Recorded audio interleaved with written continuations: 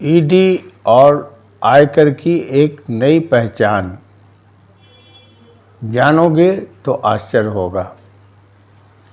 EMS के सभी दर्शकों को सनत जैन का नमस्कार।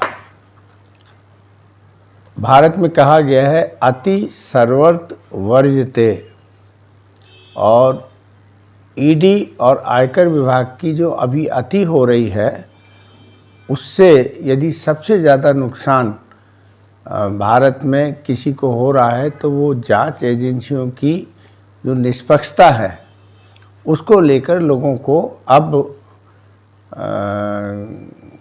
विश्वास नहीं रहा, और ये विश्वास टूटना भारत के लिए बहुत ख़राब है।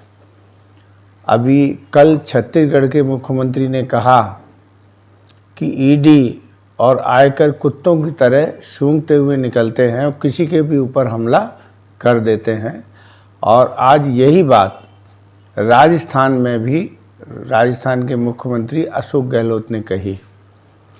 किसी भी चीज़ का सिस्टम, उसकी गरिमा बनाए रखना उन एजेंसियों का भी काम होता है जो उस पर काम कर रहे होते, जिनके ऊपर जिम्मेदारी होती है, दायित्व होता है। चुनाव के समय जिस तरह से विपक्षी दलों के नेताओं पर, और ख़ास तौर से तब जब वो अपने चुनाव कार्य में लगे होते हैं, तब उन्हें डिस्टर्ब करने के लिए ये जांच एजेंसियां जांच के नाम पे जो कहर बरपा रही हैं, इससे इनकी विश्वसनीयता जनता के बीच में भी ख़त्म होती जा रही है। अभी तक ये माना जाता था कि नेता भ्रष्टाचारी हैं, यदि जांच एजेंसी जांच कर रही है तो निश्चित रूप से कोई ना कोई बात होगी। यह भ्रम भी अब जनता का टूटने लगा है, और नेता भी अब इस तरीके से खुल के यदि ये कहने लगें कि ईडी और आयकर जो है अब कुत्तों की तरह सूंघते हैं, पहुंच जाते हैं, हमला कर देते हैं, और उनको इस तरीके से साख की जांच एजेंसियों की गिरना, ये बहुत बड़ी चिंता का विषय है। निश्चित रूप से ईडी ने अभी तक जो कार्रवाई की हैं उनमें किसी मामले में वो चालान पेश नहीं कर पाती है।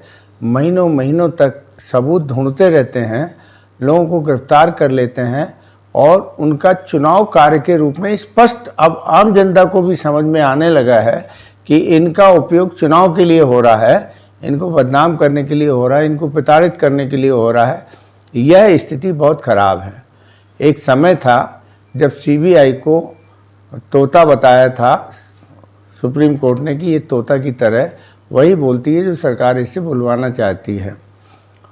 आज की हालत ये है कि सीबीआई का तो अब कहीं कोई विश्वसनीयता रही नहीं, और ना अब कोई सीबीआई की मांग करता है। उल्टे राज्यों ने सीबीआई को जो अधिकार दे रखे थे कि वो उनके राज्यों में आके जांच कर सकते हैं, वो उन्होंने कई राज्य सरकारों ने वापस ले लिए।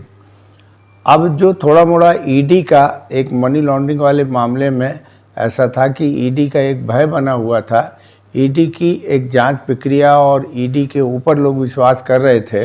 अब उस ईडी की भी हालत ये हो गई है कि आम जनता या राजनेता या संबंधित पक्ष जब उस पर विश्वास ही नहीं करेगा और उसका डर और भय नहीं रहेगा, तो मैं नहीं समझता हूँ कि ईडी का कोई बहुत अच्छा भविष्य है या सरकारें इसका ज़्यादा समय तक उपयोग कर पाएंगी।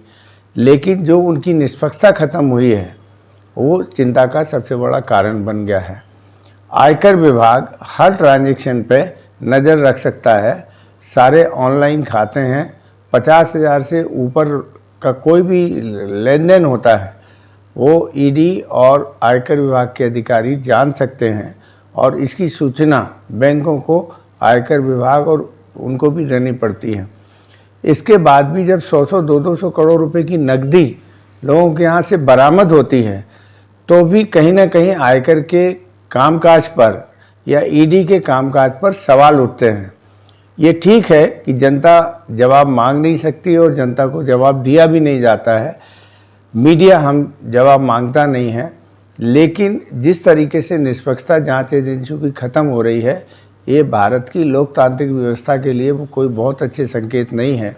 और इस पर जितनी जल्दी से जल्दी नियंत्रण हो वो अच्छा है, और नियंत्रण केवल अदालतों के माध्यम से हो सकता है। अभी सुप्रीम कोर्ट के रिटायर्ड सीजेआई ललित साहब ने भी कहा कि कोर्ट में जज ईडी की भूमिका पे कई कड़े सवाल उठाते हैं, उनकी कार्रवाई को अवैध बताते हैं, लेकिन फैसला देने से क्यों बचते हैं? उनका ये कहना बहुत बड़ी बात है। उन्होंने जुडिशरी को भी निशाने पे लिया है कि यदि उन्हें लगता है कि ईडी गलत कर रही है तो आप फैसला दें।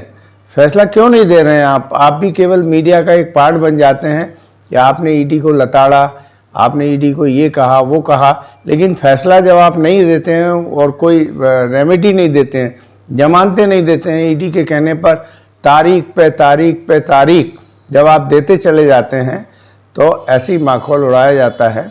अब ये सब तरफ से आवाज़ उठना शुरू हो गई है, सरकार को भी इस बात को समझना पड़ेगी। और ये जो जांच अधिकारी हैं, कल को जब ये सरकार यदि बाय द वे नहीं रही या सरकारी संरक्षण नहीं रहा तो इसका खामियाजा भी जांच अधिकारियों को ही भोगना पड़ेगा, क्योंकि सरकार के तो केवल मौखिक निर्देश होते हैं, लेकिन जो कार्रवाई की जाती है वो अधिकारियों द्वारा की जाती है।